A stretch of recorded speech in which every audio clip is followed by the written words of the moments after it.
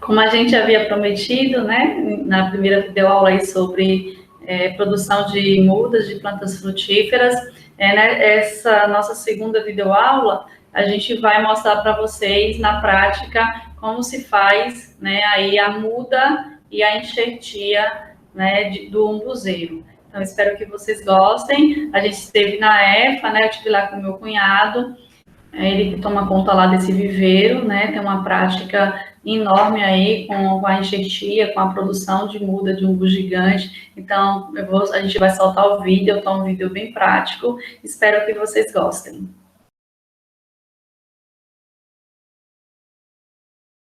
Estamos aqui, né, equipe de ATE do IBS, nas instalações da Escola Família Agrícola de Correntina. Né? A gente gostaria de agradecer mais uma vez por colocar o seu espaço à disposição para a gente estar gravando, né, e produzindo essas videoaulas durante esse período aí de pandemia. Estamos hoje com Tauan Barrem, ele que é técnico em meio ambiente, graduado em educação no campo, com habilitação em ciências da natureza e pedagogo. E também monitor aqui da Escola Família de Correntina. Hoje a gente vai falar sobre produção de mudas de umbu. E aí, assim, para iniciar, Tauan, eu gostaria que você nos falasse quais são os tipos de propagação, quais são os meios que os agricultores e que os ACRs podem estar utilizando, né, para poder fazer mudas de umbu aí em suas casas. Certo. Então, hoje a gente tem basicamente duas formas de propagação da muda de umbu. Uma é mais eficiente e a outra não tão eficiente. A maioria dos produtores conhecem a propagação de mudas de umbuzeiro a partir da estaca. No mês de agosto, vai lá, corta um galho do pé de umbu e enfinca. Porém, essa não é um método muito eficaz. Por quê? Porque o umbuzeiro, quando ele germina, ele não vai desenvolver muitos xilopódios, que são as batatas que armazenam a água para a sobrevivência do umbuzeiro e também para dar sustentação nele. E existe também a propagação a partir da semente.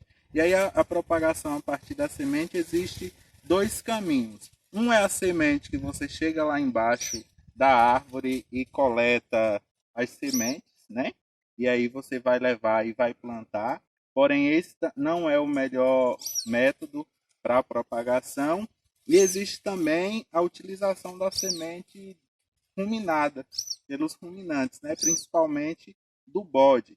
Existe o gado também, porém, quando a gente coleta as sementes lá no esterco dos bovinos, a gente percebe que muitas das sementes elas estão danificadas, porque o bovino ele tem mais força e acaba mastigando o caroço.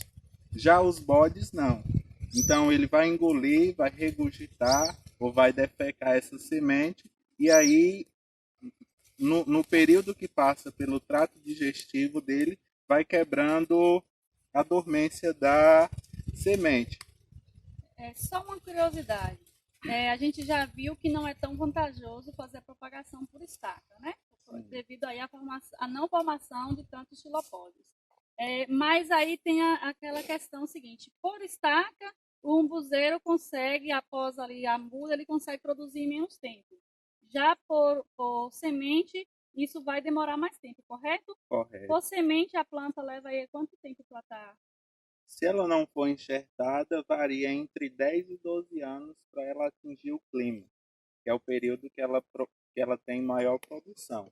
Porém, a gente consegue diminuir esse período de 10, 12 anos para 4 anos a partir da enxertia. Que é isso que a gente vai mostrar aqui agora para vocês, né?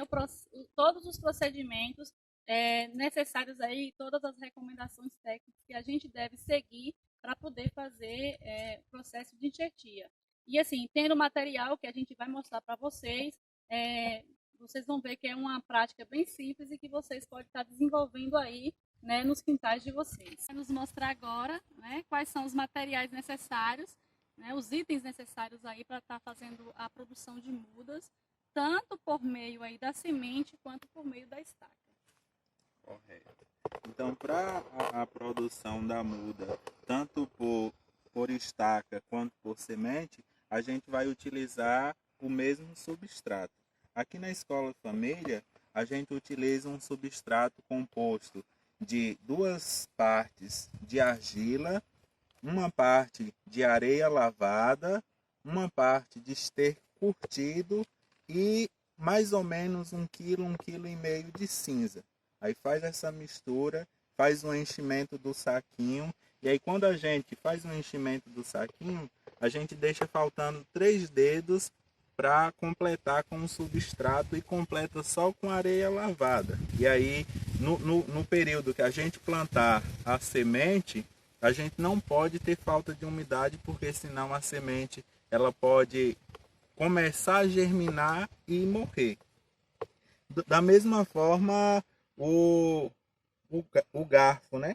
A gente vai fazer o mesmo substrato, pode colocar essa camada de areia para segurar a umidade e vai enterrar mais ou menos 3 dedos da madeira no substrato.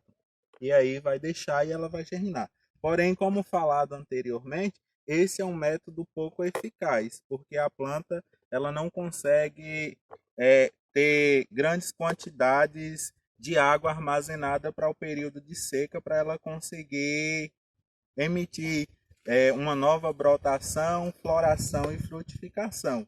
O método mais eficaz é o a partir da semente, né? Como eu falei, existe 2 caminhos para fazer a propagação por semente. Uma, como eu já expliquei, é a que você coleta as sementes no chiqueiro, no curral, e aqui a gente tem uma semente que foi coletada embaixo da árvore. Aí, para a gente fazer a quebra de dormência dela, a gente precisa efetuar uma técnica para a quebra do tegumento. Vocês vão perceber que aqui na semente ela tem uma aberturazinha maior. E aí a gente vai fazer a limpeza dessa mucilagem, que é uma massinha que cobre, e dentro a gente vai ter o tegumento, que é o que protege o embrião. Aí a gente vai quebrar esse tegumento para permitir a entrada de água até o embrião, e aí a partir desse momento que a água chegar, o embrião vai germinar. Após a gente fazer isso, a gente vai simplesmente plantar. Aqui na escola, normalmente a gente planta 2 sementes por saquinho, porque a germinação do umbuzeiro é um pouco baixo. Depois de quebrado, coloca sobre a areia e enterra até a dobrinha do dedo. E aí depois só fazer a irrigação e esperar a germinação. Leva, em média, quanto tempo para germinação? E no caso da estaca, quanto tempo para brotação? Certo. No caso da semente, se for a ruminada ou a que a gente faz a quebra de dormência manual, ela vai variar entre 15 e 30 dias, ela vai estar germinando. A estaca, ela vai começar a germinar a partir do 10º dia. Porém, isso não quer dizer que eu já vou ter uma muda pegada, porque ela ainda não criou raiz. A germinação vai ser só da seiva que vai estar armazenada no garfo. Então, ela vai precisar ir no mínimo 30 dias para ela começar a desenvolver as primeiras raízes. E aí, o momento que acontece o estabelecimento, eu posso dizer que eu tenho uma muda, Sim. no caso, por meio de estaca. E após, no caso, a estaca, após a gente ter a certeza que a muda foi formada, em quanto tempo pode ir para campo? No caso da produzida a partir da semente, a gente vai precisar efetuar primeiro a enxertia. Com 6 meses a gente efetua a enxertia. Com mais 6 meses ela está pronta para ir para campo. No caso da estaca, com 6 meses ela já pode ir para campo. Porém, tem aquele problema, né? Que a depender de uma chuva forte, de vento, pode haver o tombamento e aí você perder o trabalho que você teve aí durante 6 meses. Então, no caso, só para a gente sintetizar isso aqui, fazendo a muda por semente, 12 meses aí, 1 ano, para o momento do plantio até ela ir para campo. Porém, ela produz aí a partir do 4º ano. Do 4º ano. Se for só por semente sem enxertia, 6 meses ela vai para campo, mas porém você vai para 12 anos para as primeiras ou para atingir o clímax, que é o período que a planta está no auge da produção. Certo. Agora a gente vai ver, então, no caso da enxertia, eu queria que você falasse para a gente, né, atingindo aí os 6 meses, como é que é a espessura, né, do porta-enxerto, do enxerto, né? Eu queria que você falasse isso aí para o pessoal que está em casa nos assistindo. Certo. Primeiro, é bom a gente falar o porquê da gente fazer a enxertia, né? Pronto, É o perfeito. processo que eu acho que é o mais importante, a gente saber por que fazer enxertia. Então, a enxertia a gente faz para ter uma planta que comece a produzir mais cedo, mais jovem, que fique com um porte baixo para facilitar a colheita. E aí, quando eu tenho uma planta de porte baixo que facilita a colheita, eu tenho menos praga que vai atacar, porque não fica fruto. Por exemplo, a mosca do fruto, né? Às vezes, no fim da safra de um buzeiro normal que tem aí uma copa grande, os últimos frutos eles começam a ficar defeituosos, doentes, causados por praga. No caso de uma planta enxertada, a gente não vai ter tanto esse problema, porque a gente consegue colher tudo. Além disso, a planta ela consegue produzir mais, porque ela tem um porte menor e aí os nutrientes que a gente vai oferecer para ela, ela vai conseguir aproveitar menor, vai ser melhor distribuído. Então agora a gente vai falar um pouco sobre o período de enxerto, né? Conforme falado anteriormente, a planta ela vai estar pronta para enxertir a partir dos 6 meses.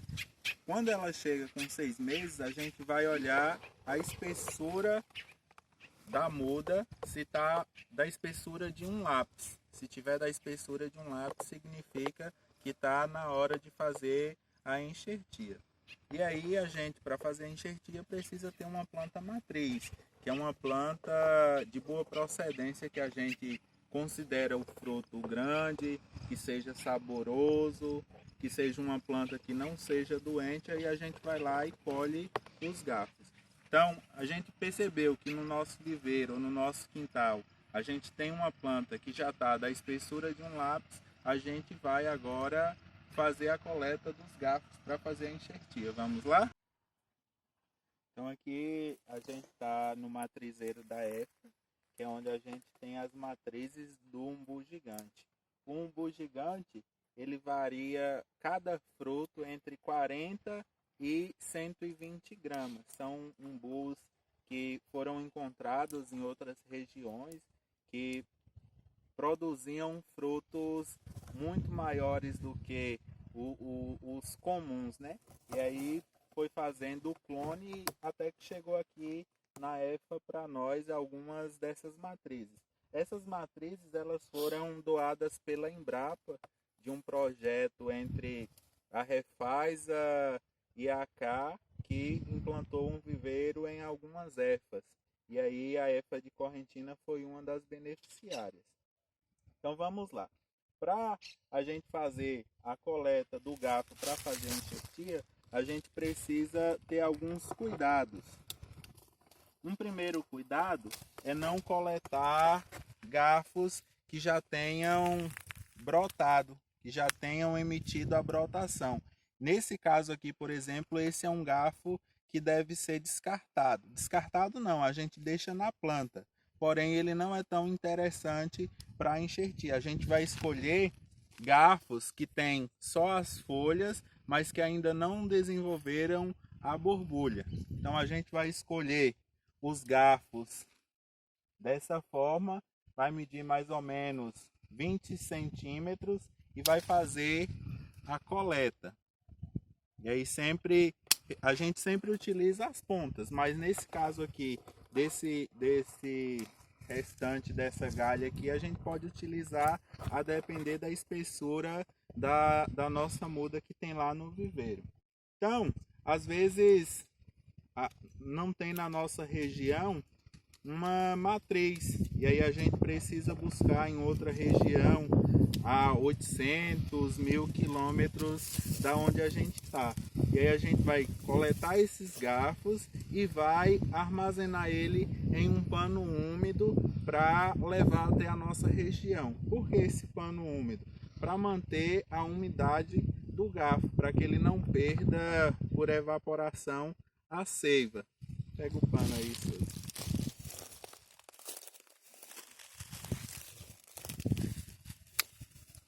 Então a gente coleta, faz a limpeza das folhas. A limpeza das folhas não pode ser feita retirando com a mão, a gente precisa cortar todas as folhas com a tesoura de poda, porque quando a gente raspa, a gente danifica o garfo e aí é porta de entrada para micro-organismos e aí a gente vai perder o nosso garfo. Então a gente coletou, colocou num pano úmido, enrola ele com todo cuidado.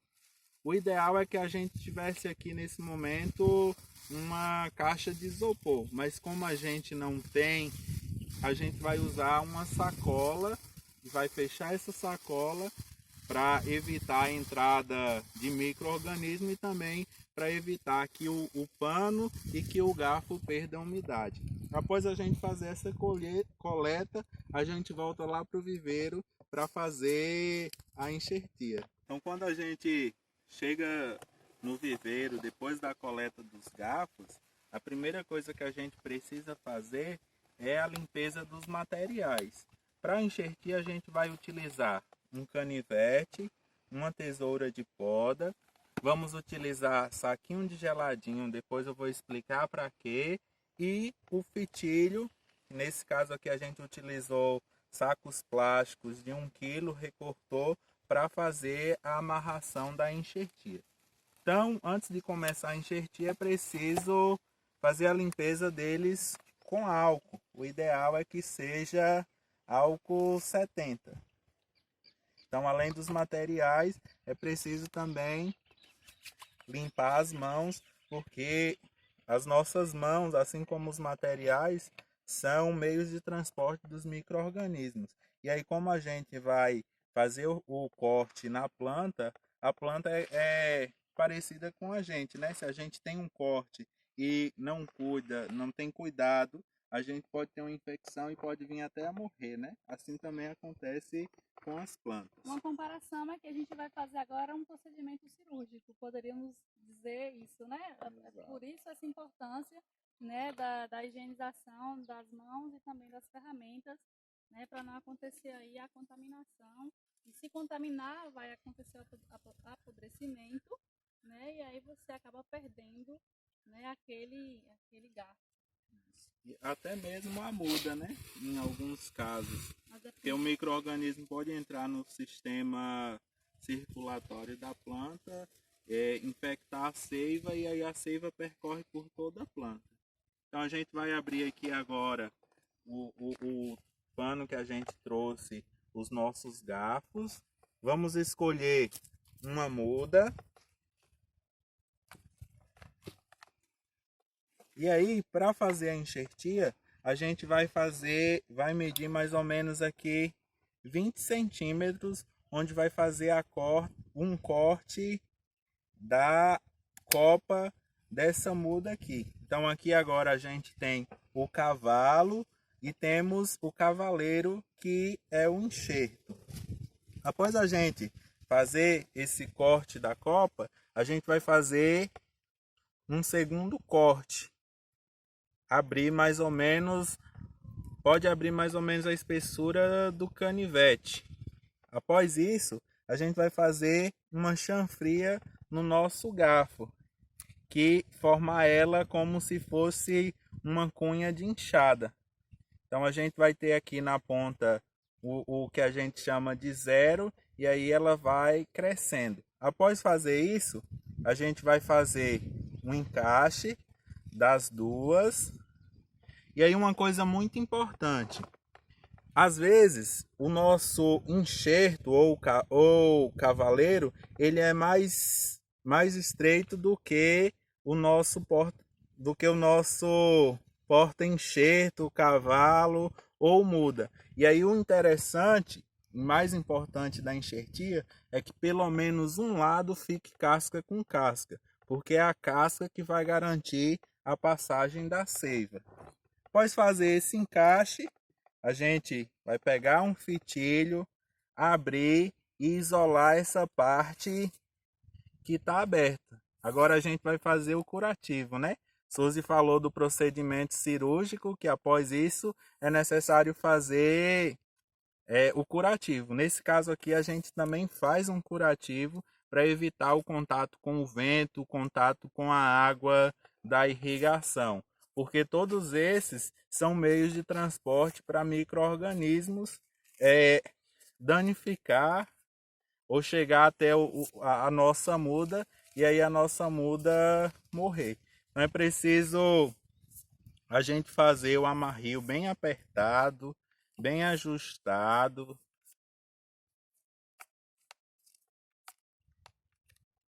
Então vou amarrando, enrolando, enrolando e no finalzinho a gente, quando sobrar um pouco da fita, a gente vai esticar ela para fazer o arremate final.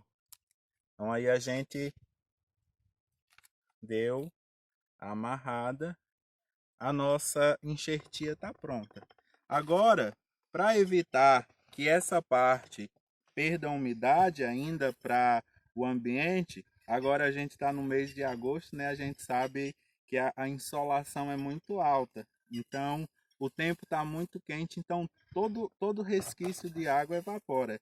Aí a gente utiliza um saquinho de geladinho para evitar a perda de água para o ambiente e para evitar também que a água da irrigação passe no garfo e penetre aqui entre o garfo e a amarração. Sobre a época de fazer esse procedimento, essa enxertia, qual a melhor época do ano? Olha, alguns estudiosos, principalmente um professor da UESB, ele fala que a enxertia do umbuzeiro ela pode ser feita em qualquer época do ano. Porém, a gente percebe que agora é o mês de julho, agosto e setembro é a melhor época porque a planta tá em dormência, então não tem tanta seiva se movimentando e aí a gente percebe que tem uma brotação muito maior. Outra forma de fazer enxerto, esse é o mais fácil, né? Quando o nosso enxerto e o nosso porta-enxerto são mais ou menos da mesma espessura. Mas e se o nosso porta-enxerto tiver mais grosso e a gente tiver um enxerto fino? A gente perdeu essa muda? Não, a gente vai conseguir aproveitar ela também. Então a gente vai fazer o mesmo procedimento que a anterior, marcar mais ou menos 20 centímetros do solo, fazer o corte, fazer a abertura onde a gente vai colocar os garfos. E aí nesse caso aqui, a gente vai utilizar 2 garfos, mas poderia ser só um, mas a gente vai fazer aqui a demonstração de 2. Então depois que a gente chegou lá do matrizeiro, como a gente já está aqui há algum tempo, então é necessário fazer o corte novamente desses garfos, porque foi a área que estava em contato com o pano está aberto, exposto ao vento. Então a gente vai fazer a chanfria. Segura para mim. De um e de outro. No meu caso, que não esterilizei minha mão, então eu não posso tocar nessa parte que foi chanfrada, né? Nem eu mesmo que esterilizei não pode. Se eu toquei na parte que eu fiz a chanfria, eu preciso fazer novamente, porque é garantia da minha muda não ter um pegamento, porque a minha mão, mesmo esterilizando, eu pego no material, pego no pano, pego aqui. Então tudo isso é área que tem contato com micro-organismos. Então fiz a chanfria novamente. Como ela é mais grossa, a gente vai fazer, utilizar aqui o alicate como ajuda, né? Então encaixa. Uma coisa muito importante, que eu já falei, né? Um lado precisa estar casca com casca. Se não ficar casca com casca, às vezes a gente deixa o enxerto no meio. Então, dessa forma, não vai pegar, porque não vai ter a passagem de seiva do meu porta-enxerto para o meu enxerto. No caso, se fosse só um, mesmo o porta-enxerto mais grosso, aí eu deixaria um dos lados Sim, com a casca. um dos Mas lados. aqui eu posso aproveitar e fazer os dois. Dois. E aí algumas pessoas utilizam duas variedades numa única muda. Isso ocorre muito em manga, né? Às Sim. vezes. Manga, citros, que Exato. é interessante no caso para você ter no quintal, né? Mas É. a nível comercial, para produção, então duas variedades, principalmente de manga, de citros aí, de laranja, de limão, não é interessante. Apesar de bonito, se for apenas para embelezar, para mostrar ali, né, a possibilidade, sim. E aí isso é usado às vezes quando um produtor tem pouco espaço para implantar uma matriz, ele tem um espaço para implantar uma única matriz.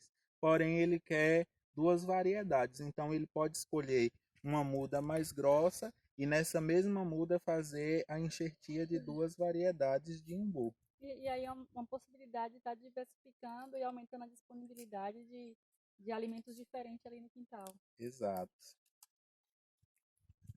Então, fiz o meu amarrio, estico e aí vou fazendo o arremate, que é o encerramento aqui da nossa enxertia. E aí não posso esquecer do meu saquinho de geladinho. Não é uma coisa que é obrigatório ter. Porém, todas as vezes que eu explico para os estudantes da escola, eu recomendo que tenha, porque a gente percebe que o índice de pegamento é muito maior quando a gente tem o saquinho de geladinho. E que não vai elevar o custo aí para a produção da Sim, muda, né?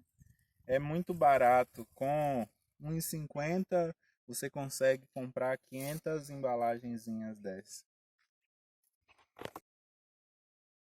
A Terra à Distância é uma adaptação das atividades de assistência técnica e extensão rural do Bahia Produtiva, projeto do Governo do Estado da Bahia por meio da Secretaria de Desenvolvimento Rural do Estado, executado pela CAR, Companhia de Desenvolvimento e Ação Regional, com recursos provenientes de acordo de empréstimo com o Banco Mundial.